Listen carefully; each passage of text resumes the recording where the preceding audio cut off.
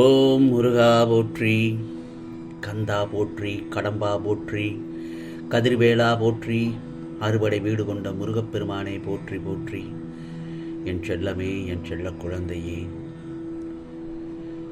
இது திருச்செந்தூர் முருகப்பெருமானின் அருள்வாக்கு.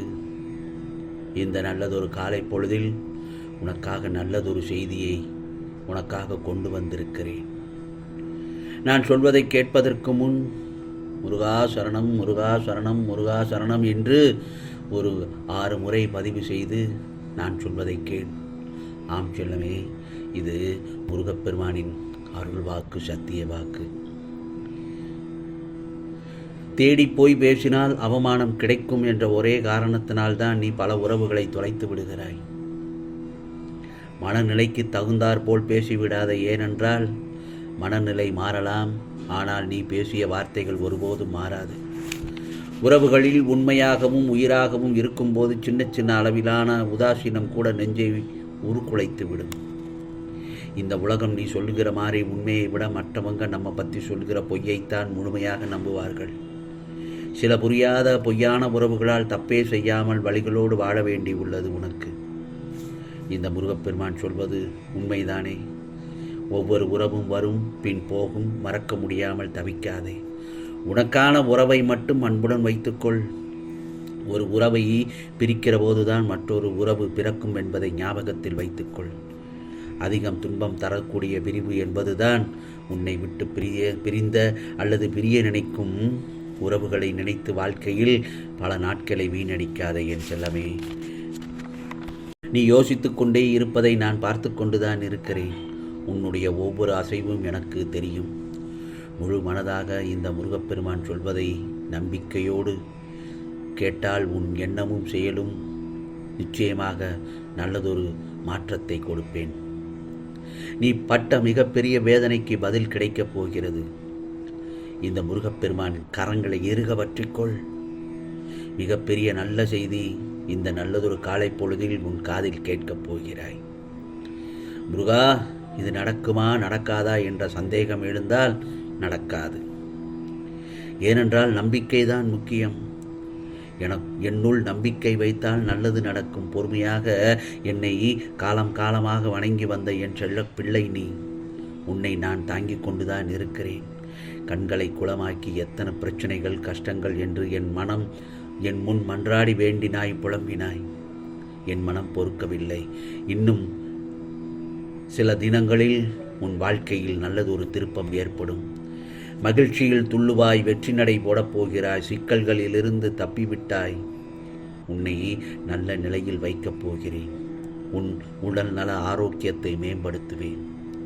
உன் வாழ்க்கைக்காக புத்துணர்ச்சியுடன் செயல்படுவாய்.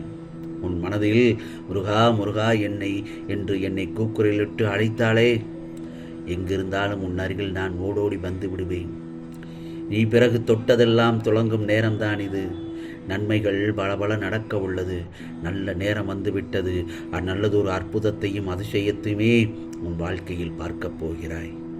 இந்த நேரத்தை நல்லபடியாக பயன்படுத்திக்கொள். நல்லதொரு திடீர் திருப்பம் உனக்கு பெரும் மகிழ்ச்சியை தரும். சந்தோஷமாக இரு என் செல்லமே. சோதனை தீர்ந்து, வேதனை தீர்ந்து, இனி நீ செய்யப்போவது எல்லாம் சாதனை தான். உன் வாழ்வில் பிரகாசம் மட்டுமே இருக்கும். கவலைப்படாதே. இப்போது நீ கவலைப்பட்டாலும் உன் எதிர்காலம் சந்தோஷமாக அமையும். உன் துன்பங்கள் எல்லாம் மறையப் போகிறது. ஆம் செல்லமே, கவலைப்படாதே. உனக்கான பாதையில் நீ அற்புதமாக பயணிக்கப் போகிறாய். உனக்காக பக்கபலமாக இருந்து உன் வாழ்க்கையை சீரும் சிறப்புமாக பிரகாசமாக்குவேன். நீயோ ஏதோ பெரிதாக நடந்தது போல் யோசித்து கொண்டே இருக்கிறாய். தேவையில்லாமல் யோசிக்காதே. உனக்கான கவலைகளுக்கு ஏன் இடத்தை கொடுத்திருக்கிறாய்? உனக்கான மனதில் பக்குவமும் தைரியமும் இருந்தால் எந்த கஷ்டத்தையும் கடந்து வந்து விடலாம். தன்னம்பிக்கையோடு இரு. உனது துயரங்கள் விரைவில் முடிவுக்கு வரப்போகிறது என்று சொன்னேன். நிச்சயமாக நல்லதொரு விதமாக முடித்து தருவேன். முருகா சரணம் என்று பதிவு செய்து விட்டே நான் சொல்வதை கவனமாக கேள். ஏனென்றால் என் வாக்கு என்றுமே பொய்யாகாது.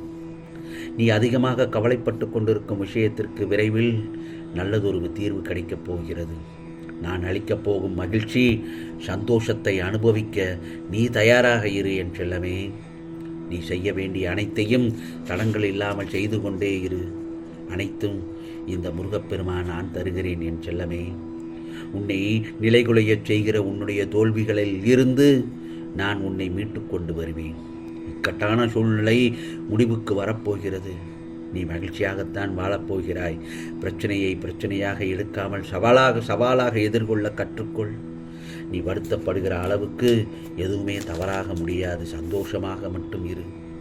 இந்த முருகப்பெருமான் நான் இருக்கிறேன் உனக்கு. இந்த உலகத்தில் கஷ்டமும் நிரந்தரம் கிடையாது. இந்த பிரபஞ்சத்தில் கஷ்டமும் யாருக்குமே நிரந்தரம் கிடையாது. கஷ்டப்படுத்தினவங்களும் நிரந்தரம் கிடையாது. புரிகிறதா? எல்லாமே முடிந்து போகப் போகிறது. நீ இழந்த நிம்மதியும் சந்தோஷமும் திரும்ப கிடைக்கப் போகிறது. முருகனுக்கு அரோகரா, முருகனுக்கு அரோகரா என்று பதிவு செய்து விட்டே நான் சொல்வதை கேள். உன்னுடைய கஷ்டத்திற்கான கடைசி கட்டத்தில் நீ வந்து விட்டாய். எனக்கான துன்பம் என்ற இருண்ட காலம் முடிந்து இன்பங்கிற வெளிச்ச காலம் வரப்போகிறது. வந்துவிட்டது. என் பார்வை உன்கிட்ட தான் இருக்கிறது. உனக்கு இருக்கிற எல்லா போராட்டத்தையும் கவலையும் ஆபத்தையும் உன்கிட்ட இருந்து விலக்கி கூடியதாக நிச்சயமாக நல்லதொரு விதமாக இருக்கும். என் பார்வை உன் பக்கத்தில் இருக்கும்போது நீ ஏன் கவலைப்படுகிறாய்?